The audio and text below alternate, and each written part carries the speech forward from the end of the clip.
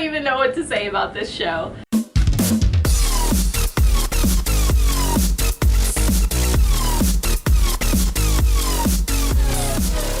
It's Jona, and I saw Charlie and the Chocolate Factory, the new Broadway musical. I saw the touring cast, and it was an adventure. Okay. So, what can I say about this show? Let me just start off by saying that, like, I think it's okay to go to a show just for fun. Like, it doesn't have to be groundbreaking, it doesn't have to be, like, super spectacular, blow you away. Like, it's okay to just go to be entertained. And that's kind of how I went into this. I wasn't expecting it to, like, blow me away, especially after the last show I saw was Hamilton. And I was just like, you know, I'm just gonna go into this, have a good time, be entertained. And I would say that the first act achieved this. It entertained me, but then it just got so weird. Oh my gosh, it got so weird, so dark, so twisted, so fast. Okay, so the first act.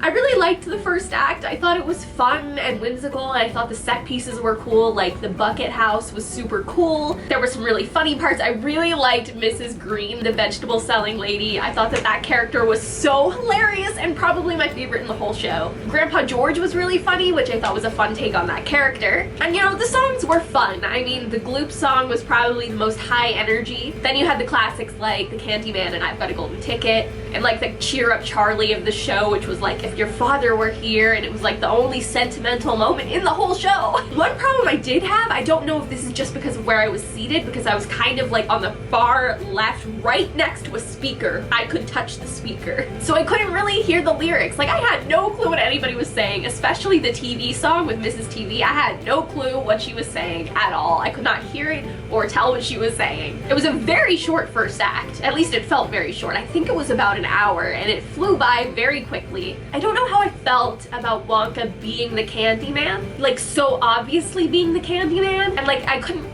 quite tell what his intentions were. Like, was he intending for Charlie to find the ticket? Was he not? I just had no idea what his tactics were or what he was thinking, so that was kind of weird. But then I learned what weird really was when we got to the second act. We all know that the story of Charlie and the Chocolate Factory is kind of weird, and like the whole boat thing and the Gene Wilder version is weird, and the Johnny Depp version is just straight up weird. So I was expecting some weird. But one thing that I just can't get past is that there was no indication that the children were gonna be okay. Like, I'm pretty sure in the Gene Wilder version that they have some mention of the children being okay, and in the Johnny Depp version they show the kids leaving the factory, and in the Junior musical version they show the kids at the end saying that they learned their lesson, but in this version they were just dead. There were words like murdered, killed, maimed, and I'm just like, okay, that's weird. And it makes it even weirder at the end when Charlie's just like, yeah, okay, I'll take over this factory where I just saw 4 people get murdered. And it was so like graphic. For example, Violet just straight up exploded and her remains just squirted over the stage onto her father, and that was weird. And then Veruca was literally dismembered before our very eyes, and the little girl in front of me, bless her heart, turned to her mother and was like, did she die? And I was like, yes, small child, she did. So that just like was a little much. It would have been okay if like at the end there was some indication that the children were okay, but there was none. The whole factory thing was weird and also kind of underwhelming, as in like the set wasn't very spectacular. They mostly used projections, which I think can be really cool and really useful, and I kind of liked what they did with it, but I feel like the factory's supposed to be spectacular, and like the big pure imagination reveal didn't really thrill me. And then they had this like random scene where they went through like a wind tunnel and like an obstacle course type thing, and it just didn't feel necessary. And then the finale song was just so forgettable and boring. And I feel so bad because I know the people that did the music for this are the people that did the amazing music for Mary Poppins Returns that I'm obsessed with.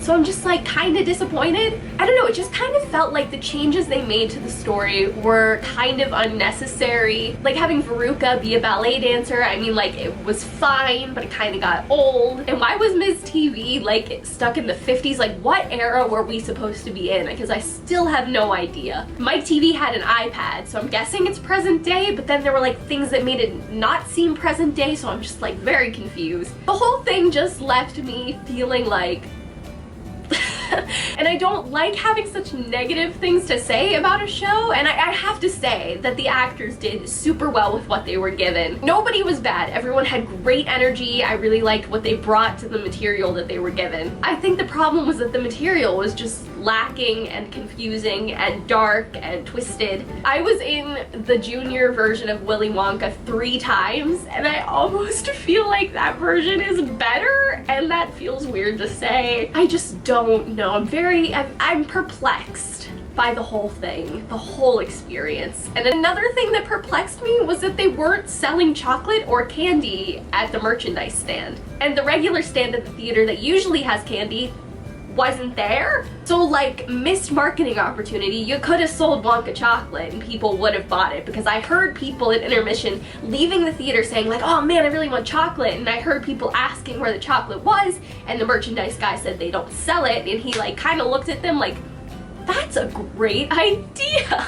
And I'm like, how did you not think of this? How did the marketing team not think of this? So overall, like I said, I was perplexed by the whole thing. Let me know if you've seen the Charlie and the Chocolate Factory musical. If you saw it with Christian Borle, maybe it was like a little bit better, because Christian Borle is pretty great. But regardless, let me know what you thought. I love you all. Stay beautiful, you people. Bye!